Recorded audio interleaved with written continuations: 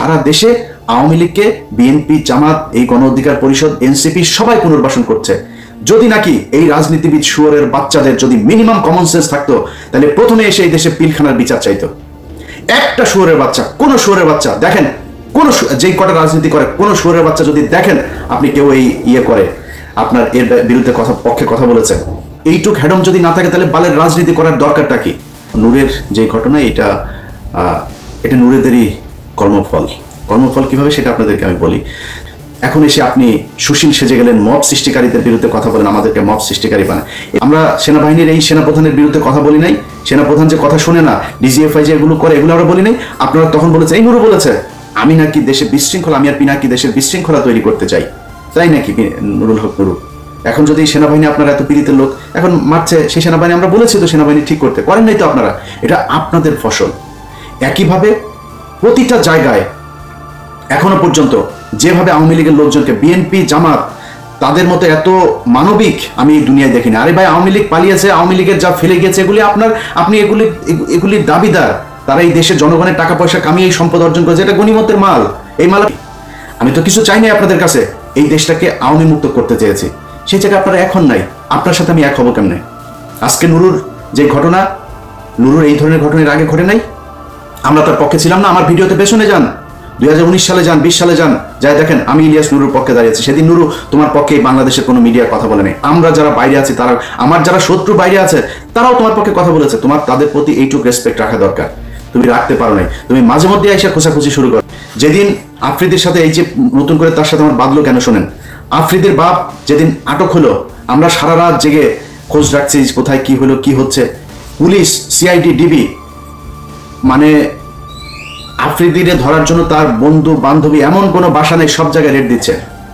সারা রাত জেগে তারা কষ্ট করছে। ধরা খাওয়ার পরে নুরুল হক নুরু XYZ পুলিশের কর্মকর্তাকে ফোন দেন, ভাই ওনাকে ছেড়ে দেন। সবশেষ যখন তাকে রাখা হয়, নুরু তাকে ফোন দিয়ে বলে, আপনি কি ছাড়বেন নাকি আমি ঊর্ধ্বতনকে দিয়ে আপনাকে ফোন করাবো? আমি তখন সাথে সাথে জানার পরেই তারে ফোন দিলাম। ফোন দিয়ে বললাম, এই পাঞ্চ, তুই আর কি করছিস কেন, এরা এই করলি কিসের জন্য? এরপরে রাশেদ আমার ফোন দেয়। রাশেদের ফোন আর ধরে তার একটা মেসেজ পাঠালেন, ভয়েস মেসেজ, আপনার এই চোর বাটপার স্যাচরে বলেন যে এখানে আওয়ামী লীগের লোকজনের বাঁচাইতে। তারা এখন ন্যারেটিভ তৈরি করেছে, আফ্রিদির বাপ তারা কি যাত্রাবাড়িতে গিয়ে মেরেছে, পাড়ার পো পাড়া তোরে যে শেখ হাসিনা প্রতিটা মামলার যে 1 নম্বর আসামি, শেখ হাসিনা পিস্তল নিয়ে যায় কারো মারছে, মামলা এক্সিকিউট করে, প্ল্যানিং করে, এটা আলাদা আলাদা ধারায় তাদের ব্যাপারে শাস্তি হবে। সে জানান দিল যে আফ্রিদি এবং মাই টিভির পক্ষে সে। আরে বেটা, তুই আফ্রিদির খবর জানিস না?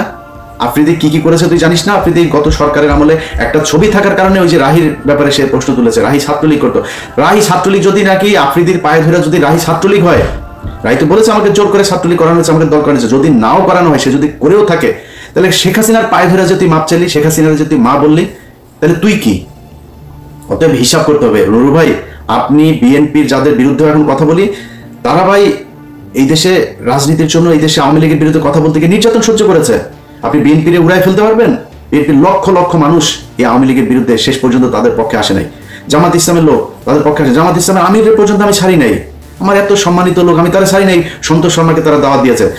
আমি সেই জায়গায় যুদ্ধ করি ভাই। আমার নিয়ে এইসব চাঁদাবাজি মাদাবাজি এগুলি বলে লাভ নেই। আপনি যা মন চায় বলেন, চাঁদাবাজি করলে সেগুলি তো ভোগ করবো, তাই না? দেখবেন তো টুডে টুমোরো, পাবেন না কোনো জায়গায়। নূরের যে ঘটনা, এটা নূরেদেরই কর্মফল। কর্মফল কিভাবে সেটা আপনাদেরকে আমি বলি। ধরেন 5 তারিখের পর থেকে এখন পর্যন্ত আপনি দেখেন তো আমার সাথে যাদের যাদের বাঁচছে, যে বিষয়গুলো নিয়ে আমি কথা বলছি, আমি ধরেন বিডিআরের বিচার চাই, এটা নিয়ে সেনাবাহিনী আমার শত্রু। আমাকে সেনাবাহিনী নাকি হুমকি মনে করে, আমি নাকি হুমকি সেনাবাহিনীর জন্য। আমি জানি না এই দেশ এই সেনাবাহিনীর বিরুদ্ধে কখন গিয়েছে, তো তারা বলেছে আমি হুমকি। এরপরে 32 নম্বর, এই আজকে যে নুরুল হক নূর মার খেলেন, এই নূর নিজে বক্তব্য দিয়েছেন, বিশাল জ্বালাময় বক্তব্য। 32 নম্বর যারা ভাঙতে গিয়েছে তারা নাকি মব সৃষ্টি করছে। মব আমরা যদি নাকি সৃষ্টি করে থাকি কোনো জায়গায়, তাহলে 5ই আগস্ট একটা মব ছিল, ওটা তো আইন মেনে করা হয়নি, তাই না? এই বর্তমান সরকারটা যে একটা মবের সরকার, আপনি যদি সেটাকে মব বলেন, আর যদি না বলেন, যদি বিপ্লব বলেন, তাহলে বিপ্লবীরা তো এরকমই করবে। বিপ্লবীরা তো আইন মেনে তারপরে কাজ করবে না।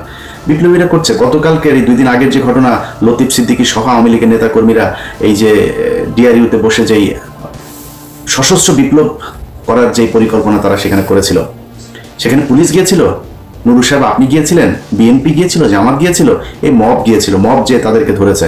এই বিপ্লবীরা যেদিন থেকে মাঠ থেকে উঠে যাবে তারপরের দিন থেকে আপনি খেলা দেখবেন, যাদেরকে আপনারা এখন মব বলে, তারপরে হ্যাঁ যারা দখল করছে, চাঁদাবাজি করছে, সেটাকে আপনি ধরেন, কোনো সমস্যা নাই। কিন্তু এই বিপ্লবীরা যদি মাঠ থেকে উঠে যায়, তাহলে আনসারদের ওইখানে যে ঘটনা, আনসাররাই যে গিয়ে সচিবালয়ে ঢুকতে চেয়েছিল, কি হতো সেদিন? যেদিন কিনা আপনার এই এখানে বিভিন্ন সময় বাঁচাচ্ছে, এরাই তো রাস্তায় নেমে আসে, সব দলে দলে নেমে এসে তারপরে এইভাবে ঠেকাচ্ছে।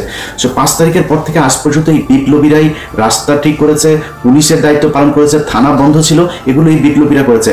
আপনারা সেটা এখন নাম দিয়েছেন মব। মব নাম দিয়ে আপনারা কি করছেন সেটা একটু বলছেন। লাথি দিয়ে চেয়ার থেকে উঠাই দিবে। তাজুল ভাইয়ের সাথে কথা বললেন, তাজুল ভাই আমার জানাইলো, ভাই এই বেয়াদবের সাথে কথা বলতে পারবো না ভাই, এটা একটু দেখেন তো।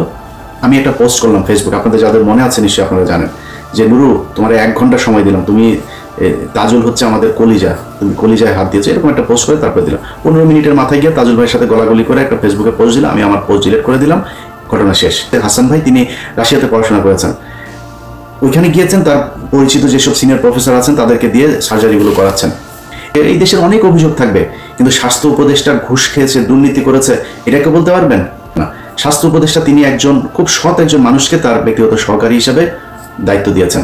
সেই ব্যক্তি জুলাই আন্দোলনে নিজের জীবন বাজি রেখে যেসব শিক্ষার্থীরা যাচ্ছিলেন, যাদেরকে চিকিৎসা দেওয়া হচ্ছিলেন না, তিনি নিজে থেকে তার নিজের কাছে যা ছিল সেগুলো দিয়ে তিনি চিকিৎসা দিয়েছেন।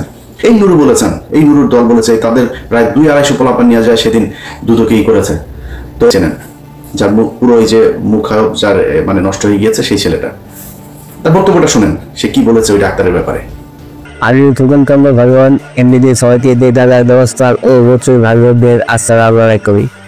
এই জুলাই আন্দোলনের শুরু হওয়া 5 আগস্টে সফল আহতদের নিয়ে গিয়ে ডাক্তার কাজ করেছেন। এই ডাক্তার হচ্ছেন স্বাস্থ্য উপদেষ্টা নূর জাহান দরামের ব্যক্তিগত কর্মকর্তা ডাক্তার মাহমুদুল হাসান। ইনি আমাকে নিয়ে এপিসে সেলিবাইতে রাশিয়া আমার শাসক গিয়েছিলেন অন্য চিকিৎসার জন্য। তো আমি এখন শুনতে চাচ্ছি উড়ান নামে অনেক মিথ্যা বুবুক সড়কের অনিজাতি কোটি টাকা রাশিয়া সাক্ষাৎ করেছেন। আবার শুনতে চেয়েছি অনিজাতি বাংলাদেশে আসবেন না। এবার আপনারা চিন্তা করেন, একজন মানুষ যে কিনা জুলাইয়ের আহত যোদ্ধাদের করলো, আপনি একটা টেন্ডার আপনার পছন্দের লোকের দেবে না, এই জন্য আপনি তার বিরুদ্ধে এই ধরনের ব্লেম দিয়ে তারপরে মব সৃষ্টি করে তারে, সে এখন এই ডাক্তারকে দুদকের পক্ষ থেকে এখন দেশ থেকে নিষেধাজ্ঞা দেওয়া হয়েছে। নিজের স্বার্থের বাইরে গিয়ে আপনি একজন জুলাইয়ের যিনি নিজের রাস্তায় থেকে যিনি যুদ্ধ করেছেন সেই মানুষটাকে আপনি এইভাবে কষ্ট দিচ্ছেন আপনার ব্যক্তি স্বার্থের জন্য। এটাকে বলে মব। আমরা মব করি নাই। আমাদেরটা যদি এই পিলখানা হত্যার বিচার চাও যদি মব হয়, আমরা ওই ফেনীর 16 জন মানুষকে এখন আটকে রাখা হয়েছে, এটা যদি মব হয়, এতগুলো আলেম এখন পর্যন্ত আটকে আছে, সেই মানুষগুলোকে ছাড়ানো যদি মব হয়, তাহলে আমরা মব করেছি। জিজ্ঞেস করেন নুরু সাহেব, আপনি তো রাজনীতিবিদ, আপনি দেশের মানুষের প্রধানমন্ত্রী, ভবিষ্যৎ প্রধানমন্ত্রী হবেন। বাংলাদেশে 5 তারিখের পর থেকে যখন দেখলাম আলেমদেরকে আটক রাখা হয়েছে, প্রতিটা আলেমের মুক্তিতে কোনো না কোনো জায়গায় এই আমার মতো মক্কারির ছোঁয়া আছে, যা খোঁজ নেন সেই আলেমদের কাছে। তোর পেটে পাড়া দিলে আমার পাঠানো টাকা এখনো পর্যন্ত তোর পেটের ভেতরে আছে। আমি একা না, এখানে হাজার হাজার আমেরিকানরা তোর টাকা পাঠিয়েছে। তুই তো, আমাদের কষ্ট নাই তো, আমরা সারা জীবন টাকা পাঠায় তোর এই করতাম। এখন এসে আপনি সুশীল সেজে গেলেন, মব সৃষ্টিকারীদের বিরুদ্ধে কথা বলেন, আমাদেরকে মব সৃষ্টিকারী বানায়। যে মাটিতে জন্মেছি তার ঋণ কোনোদিন শোধ হবে না। তাই দেশপ্রেম আমার অস্তিত্বের একটি অংশ। দেশপ্রেম শুধু 26শে মার্চ বা 16ই ডিসেম্বর মনে রাখা নয়, বরং প্রতিদিন নিজের কাজে দেশের জন্য কিছু করে যাওয়া। যাই হোক, রাজনৈতিক আপডেট তথ্য পেতে চ্যানেলটি এখনো সাবস্ক্রাইব করে না থাকলে সাবস্ক্রাইব করবেন এবং ভিডিওটি ভালো লাগলে অবশ্যই আপনার মূল্যবান মতামত জানাতে ভুলবেন না। ধন্যবাদ।